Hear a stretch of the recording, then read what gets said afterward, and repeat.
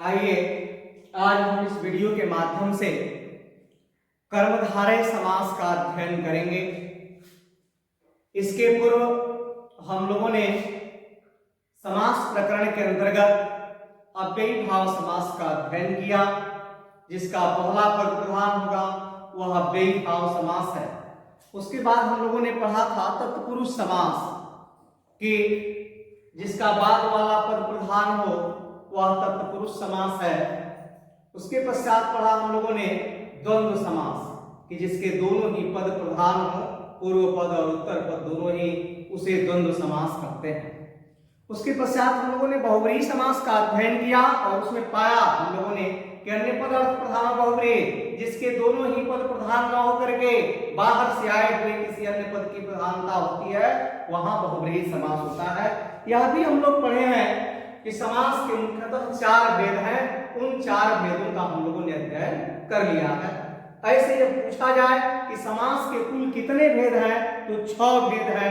अभी हम जिस समास का अध्ययन करने वाले हैं कर्मधारय समास, यह तत्पुरुष समास का अंग है। हम लोगों ने अभी पढ़ा था कि अंग की दृष्टि से तत्पुरुष समास के 2 भेद हैं। एक जो है व्याधिकरण तत्पुरुष समास और दूसरा समानाधिकरण तत्पुरुष समास। व्याधिकरण तत्पुरुष समास के अंतर्गत तत्पुरुष समास के 6 भेद थे। द्वितीया, तृतीया, चतुर्थी, पंचमी, षष्ठी और सप्तमी तत्पुरुष समास, जिसके दोनों ही पदों में विभक्तियां भिन्न भिन्न होती हैं। लेकिन कर्मधारय समास की परिभाषा मैंने यहां लिखा है, तत्पुरुषः समानाधिकरणः कर्मधारय। जिस तत्पुरुष समास में दोनों ही पदों में विभक्ति एक समान होगी उसे ही हम समानाधिकरण तत्पुरुष समास या कर्मधारय समास कहते हैं। कर्मधारय समास वही होगा जहां दोनों ही पदों में विभक्ति एक समान होगी। कर्मधारय समास का मुख्य पहचान है कि जिसका दोनों पद जो है या सभी पद एक समान होंगे, अलग अलग विभक्तियां नहीं लगी होंगी। जबकि तत्पुरुष समास के व्याधिकरण के अंतर्गत जिन भेदों का हम लोगों ने अध्ययन किया, वहां हम लोगों ने पाया कि प्रथम पद में कहीं द्वितीया, कहीं तृतीया और कहीं अन्य विभक्तियां जो है लगी। दूसरा, यहां हम लोग समझ गए कि तत्पुरुषः समानाधिकरणः कर्मधारयः।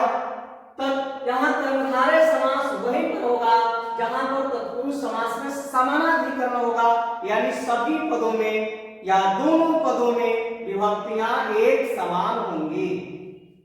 दूसरा परिभाषा है विशेषण विशेषण बहुवचन कर्मधारय, यानी जिस समासिक शब्द का पहला पद विशेषण हो दूसरा पद विशेष्य हो।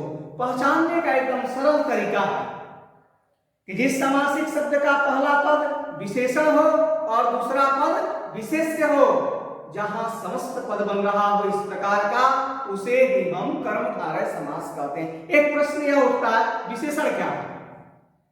विशेषण किसे कहते हैं? तो वैसे शब्द जो संज्ञा या सर्वनाम की विशेषता को बताते हैं, जो संज्ञा या सर्वनाम की विशेषता को बताए उसे ही हम विशेषण कहते हैं। और विशेष्य किसे कहेंगे? विशेष्य वह है विशेषण जिसकी विशेषता बताता है।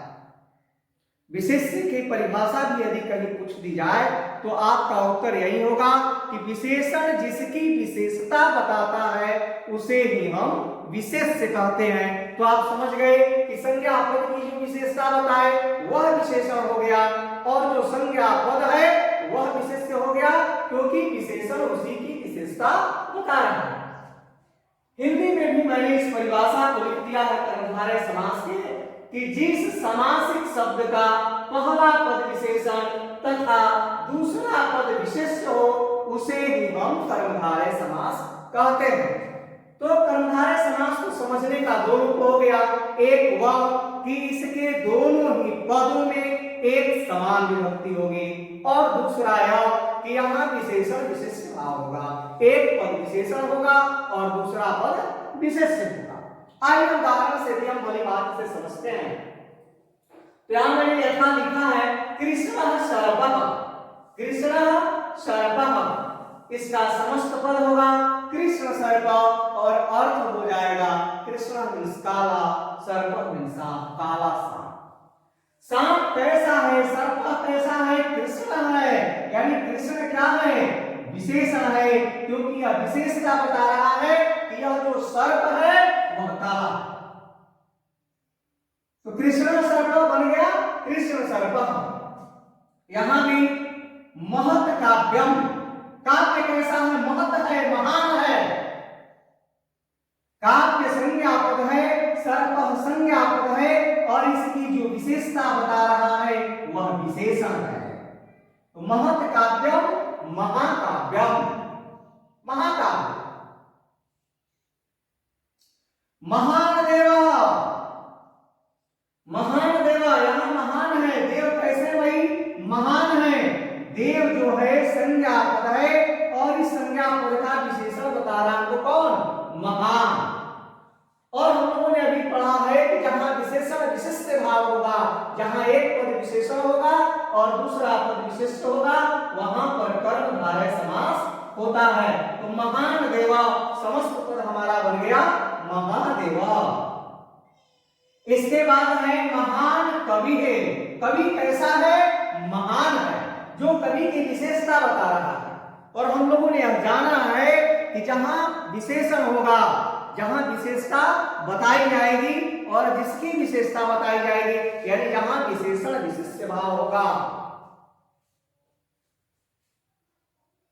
महान कवि है, महाकवि, कवि कैसा है, महान है। या इसके नीचे पद मिल गया नीलम उत्पलम, समानाधिकरण, दोनों पदों में जो है एक समान विभक्ति लगी है। दोनों ही स्थितियों में विभक्तियां एक समान हो या विशेषण विशिष्ट भाव हो, उपमान उपमेय भाव हो, वहां कर्मधारय समास होता है। यहाँ नीलम मीन्स नीला, उत्पलम मीन्स कमल, बन गया समस्त पद हमारा नील उत्पलम यानी नीला कमल। कहीं भी जब हम यह भी अध्ययन कर चुके हैं, समास में हम लोगों ने इसका अध्ययन कर लिया है कि समस्त पद कैसे बनता है।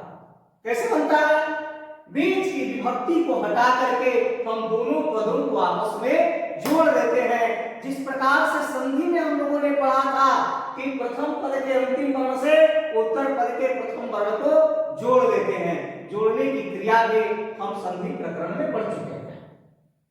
वैसे ही समास में पदों का मेल होता है।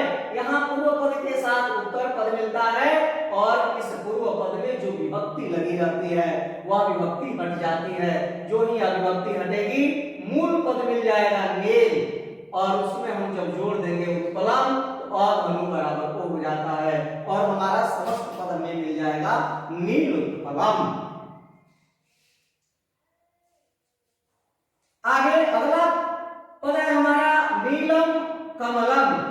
कमल कैसा है, नीला है, यहां भी समानाधिकरण है, नीलम कमलम। और यहां विशेषण विशिष्ट भाव भी है। कमल कैसा है, कमल की विशेषता बता रहा है विशेषण कि कमल नीला है, तो नीलम कमलम जब एक साथ जुड़ेगा तो विभक्ति हट जाएगी, नील है कमलम है, और जुड़ करके बन गया समस्त पद हमारा नील कमलम। तो एकदम आसान है, कर्मधारय समास को हम कहीं पहचान जाएंगे। इन दो तीन बातों का सिर्फ ध्यान रखेंगे कि वहां पर विशेषण विशिष्ट भाव हो रहा है कि नहीं, यहाँ समानाधिकरण यानी पदों में विभक्ति समान हो रही है कि नहीं, या यहाँ उपमान या उपमेय हो रहा है या नहीं।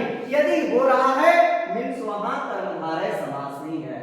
अगला उदाहरण हमारा है महान पुरुषः। पुरुष कैसा है, महान है। अब महान पुरुष को जब एक साथ जोड़ेंगे तो इसका समस्त पद हो जाएगा महापुरुषः। घन एवं श्यामा, श्याम कैसे है, घन की तरह है। घन का अर्थ होता है बादल। श्याम का जो वर्ण है, श्याम का जो रंग है वह बादल की तरह है, यानी श्याम कैसे है भाई, तो घन की तरह है। यहाँ भी भाव है और इसका समस्त पद बन जाएगा घन श्यामः, घन की तरह श्याम। चंद्र एवं उज्ज्वल, उज्ज्वल उज्ज्वल है, कौन? चंद्रमा। चंद्रमा की तरह उज्जवल। चंद्र इव उज्ज्वल, चंद्रमा की तरह उज्ज्वल। और हमारा समस्त पद हमें मिल गया चंद्रोज्ज्वल।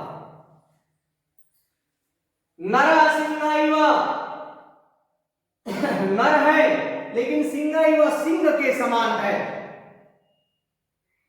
नर सिंह इव, जहां इस तरह का भी भाव होगा वहां पर कर्मधारय समास होता है और नर सिंह इव बन जाएगा समस्त पद हमारा नृसिंह का। या मधुरम वचनम, वचन कैसा है? मधुर है, मीठा है, तो मीठा वचन, मधुरम वचनम, और इसका समस्त पद हो गया मधुर वचनम। मधुर वचनम का अर्थ हो गया मीठा वचन, और इसका समासिक विग्रह जब पूछेगा तो हम अलग अलग करके लिख देंगे मधुरम वचनम। आगे कुत्सिता पुरुष, कुत्सिता का अर्थ होता है बुरा, के अर्थ में भी तत्पुरुष समास होता है। कुत्सिता पुरुष, कुत्सित माने बुरा, पुरुष माने पुरुष, कुत्स का पुरुष माने बुरा पुरुष, या कुत्सित नरः बन जाता है कि नरः बुरा नर, बुरा आदमी इत्यादि उदाहरण और भी हैं, लेकिन जो महत्वपूर्ण उदाहरण है कर्मधारय समास के वह मैंने यहाँ लिख करके आपको समझाने का प्रयास किया है। अब मुझे उम्मीद है कि हम कर्मधारय समास को भलीभांति इस वीडियो के माध्यम से जान गए होंगे कि कर्मधारय समास कहाँ होता है, जहां पर उपमान उपमेय भाव हो, जहां पर विशेषण विशेष्य हो पदों में, तथा जहां समानाधिकरण हो।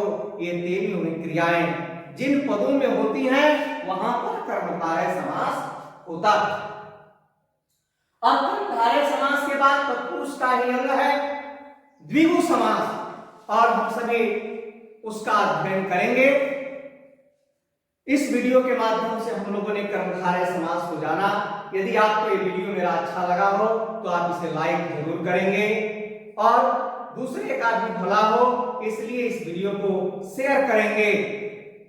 अभी तक आपने मेरे इस चैनल आदित्यम संस्कृत को आपने सब्सक्राइब नहीं किया है तो सब्सक्राइब अवश्य कर लें। आगे हम मिलेंगे आपसे द्विगु समास के साथ, तब तक के लिए धन्यवाद।